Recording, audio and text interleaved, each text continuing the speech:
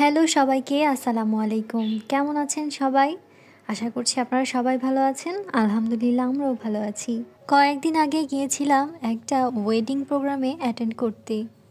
বেশ খানিকটা দূরে, তো সেটাই থাকছে আজকের ভিডিওতে। আমরা নিয়েছিলাম গ্রামীণ ট্রাভেলসের নন এসি বাস। আমরা যাচ্ছি সুদূর চট্টগ্রামে এই বিয়ের প্রোগ্রামে অ্যাটেন্ড করার জন্য। আমরা এখন নাটোর থেকে ঢাকার উদ্দেশ্যে রওনা দিয়েছি। আমাদের বাসটি ছিল রাত 12টার সময়। আমরা কল্যাণপুরে যেয়ে নামব। কল্যাণপুরে নামার পর আমরা একটা উবার নিয়ে নিয়েছি কমলাপুরে যাওয়ার জন্য। বাইরে কিন্তু তখন ভীষণ ঠান্ডা ছিল। আমাদের ট্রেন ছিল 6টা 15-তে এবং আমরা তার বেশ খানিকটা আগেই কিন্তু এই কমলাপুর রেলওয়ে স্টেশনে পৌঁছে গিয়েছিলাম। এত কষ্ট করে আমরা আসলে কার বিয়েতে যাচ্ছি?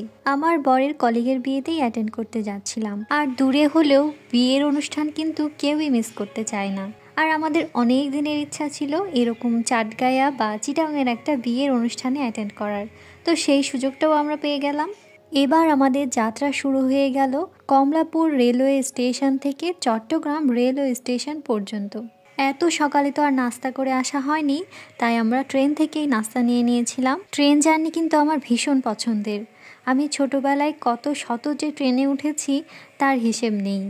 আমরা একটা এসি কেবিন নিয়েছিলাম, ভেতরটা বেশ ঠান্ডা ছিল, তবে আমরা এসিগুলোকে অফ করে রেখেছিলাম।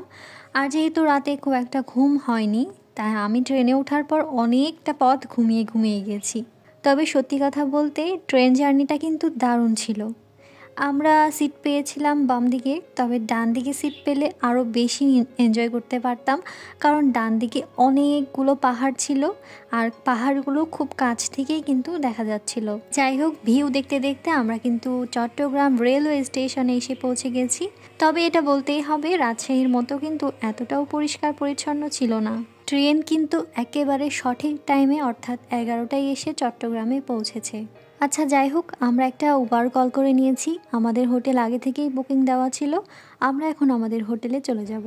বিভিন্ন জায়গায় ঘোরাঘুরি বা ট্যুর দেওয়ার কারণে আমার আসলে অনেক জায়গায় যাওয়া হয়েছে। তো এই চট্টগ্রাম শহরটাও কিন্তু অনেকটা ঢাকার মতো খুবই ব্যস্ত একটা শহর। আসলে এক একটা জায়গার সৌন্দর্য এক এক রকমের।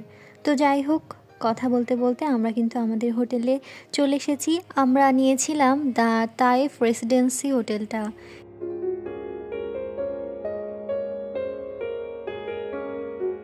হোটেলে চলে আসার পর আমরা আর দেরি না করে রুমে চলে গিয়েছিলাম। আমরা প্রায় 11:30 থেকে 12:15টার মধ্যেই রুম পেয়ে গিয়েছিলাম। আর এটা ছিল ছোট্ট সুন্দর একটা রুম এবং খুবই পরিষ্কার পরিচ্ছন্ন। বেশ বড়সড় একটা বেড ছিল।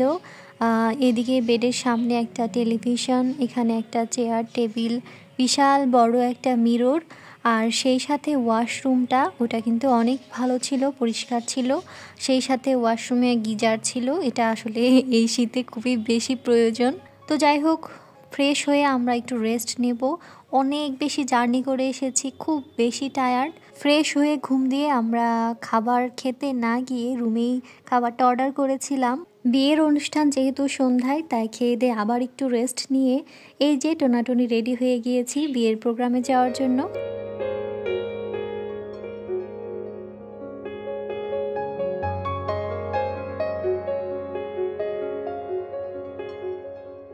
আর এই বিয়ে প্রোগ্রামটা ছিল রাজবাড়ী কমিউনিটি সেন্টারে। আমরা সেখানেই চলে এসেছি।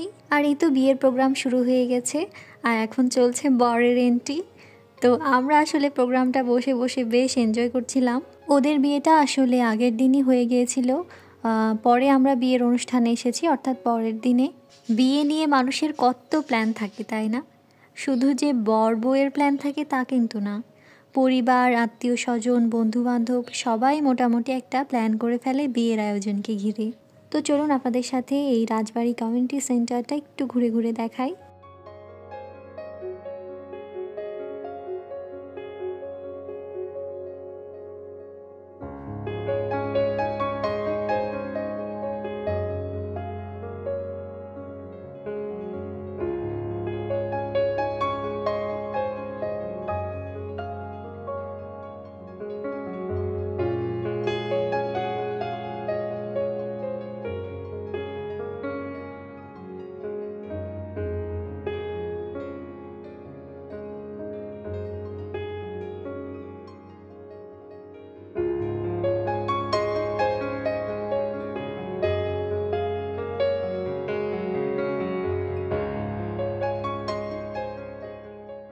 শুধু ঘোরাঘুরি করলেই কি হবে, চলুন এবার জামাই বউকে দেখাই।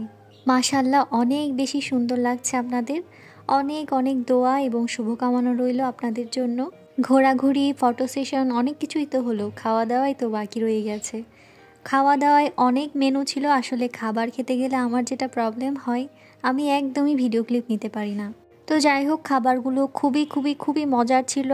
আমরা সবাই খুবই মজা করে খেয়েছি, আমাদের খুবই ভালো লেগেছে।